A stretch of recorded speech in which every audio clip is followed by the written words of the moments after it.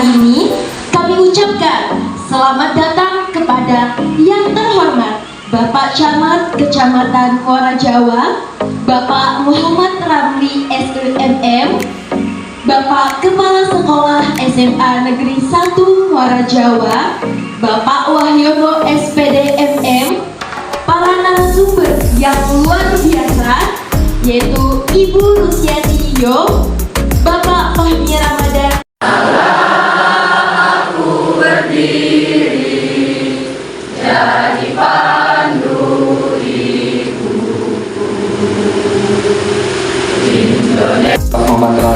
Muhammad Ramli SBMM, yang saya hormati Bapak Dr. Muhammad Faisal. Saya tanya sempat, sudah buku kelima ternyata. Penasaran dengan judul lain? Nanti boleh. Muara Jawa makan kepiting. Kepiting enak dimakan ramai-ramai. Mari kita bangkitkan semangat literasi agar generasi muda makin berprestasi. Dari skala 1 sampai 10. Tutup matanya dulu, Dari skala 1 sampai 10. Tutup matanya, yang mendengar suara ibu sih tutup mata. Yang mendengar suara ibu sih tutup mata dong. Oke ya. Dari skala 1 sampai 10, seberapa saya optimis bahwa saya adalah bagian dari kejayaan dan kebahagiaan di era bonus.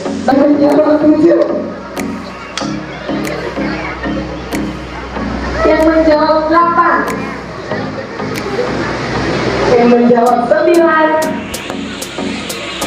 yang menjawab 10. Tepuk tangan kita semuanya. Jomblo ini sebenarnya ada kaitannya sama isu eksistensial dan emosional. Jadi kalau seandainya itu nggak diatasi, nih banyak jomblo resah nih, ini kaitannya sama dengan produktivitas, inovasi, dan kolaborasi. Jadi kita cukup optimis ya. Yang resah ternyata dikit ya. Oke. Ya tapi lebih lengkap lagi nanti akan dibahas. Lalu yang kedua, ini pokoknya ada pesan jitu banget yang sebenarnya juga ada di bagian akhir dari paparan saya. Mas Faisal bilang, saya meyakini fitra bangsa ini adalah bangsa yang bahagia dan optimis. Tapi dia melihat saat ini kita sering mendengar, ya, kok kayaknya stres tingkat tinggi gitu ya. Kok kayaknya kalau pejabat-pejabat kadang bisa lebih pesimis gitu ya.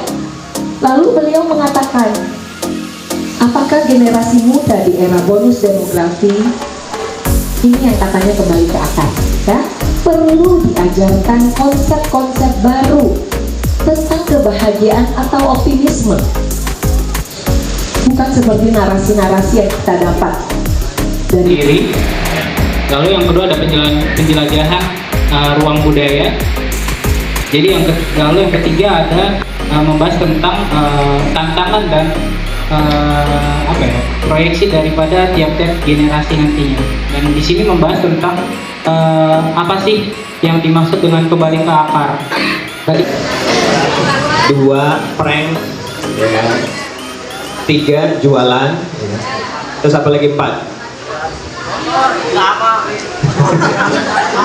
Kalau TikTok di Cina isinya apa?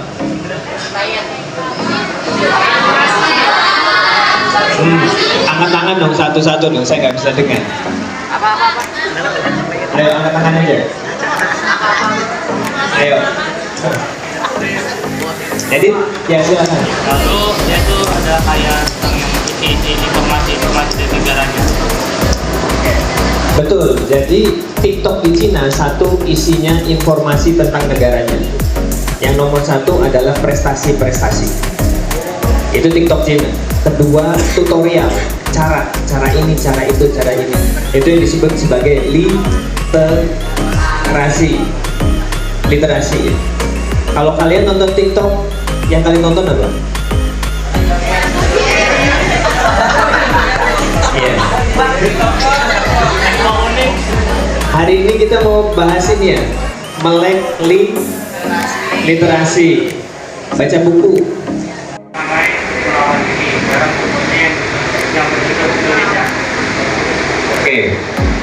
Jadi ada sejarah yang mengatakan Tan Malaka yang merumuskan Indonesia. Tan Malaka umur berapa dia punya ide Indonesia itu? Lebih tua atau seumuran kamu? Lebih tua, yakin? Bung Hatta, Bung Karno itu ketika merumuskan diskusi tentang Indonesia umurnya 17-15 tahun.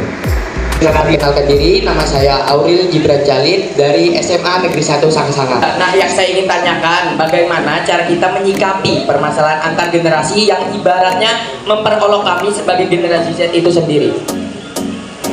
Iya. Oke, itu saja. Assalamualaikum warahmatullahi wabarakatuh. Perkenalkan, nama saya Nurati Handayani, saya dari SMA Negeri 1 Muara Jawa. Saya kebetulan perwakilan dari kelas 12E.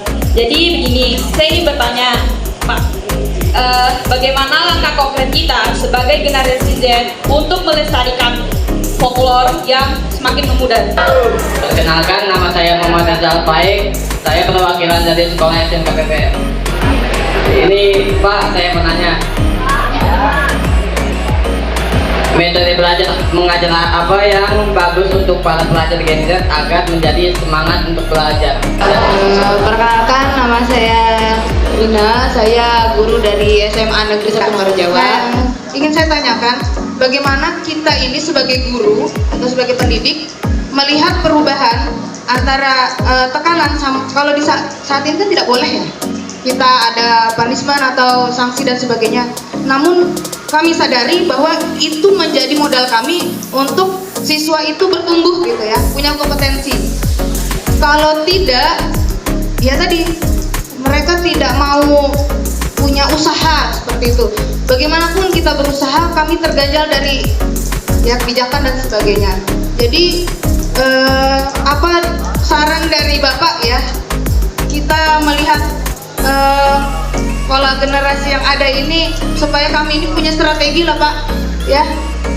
Kita juga mau jadi guru kekinian, guru yang dapat beradaptasi dengan perubahan, tapi kami juga mau menjadi guru supaya siswa ini mengenal budayanya. Satu yang Pertanyaan saya, apakah ada hubungan didikan kami yang dari orang tua baby boomer ya, dari zaman penjajahan, makanya kan ada istilah didikan zaman VOC itu. Nah ini kami didikan VOC, dipukul guru nggak berani ngomong, memang dibentak guru, dilempar kapur, nggak berani ngomong karena dia. Kenapa sampai bisa dicemooh dan segala macam, kita sebagai Gen Z ini dikucilkan lah ini beratnya ya. Karena memang kita tidak pernah mendapatkan situasi atau kondisi yang sama seperti generasi yang ada sebelum kita.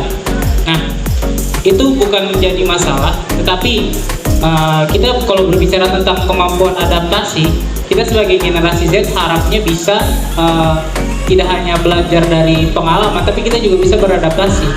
Karena yang namanya suatu kondisi itu bisa berubah kapanpun dan dalam keadaan apapun bisa berubah, mungkin psikologi, mungkin apa ya, bisa dikatakan ekonomi bahkan kayak gitu. Nah, alih-alih kita selalu berkecamuk dan selalu bertengkar seperti itu, baiknya kita menimbulkan komunikasi yang baik.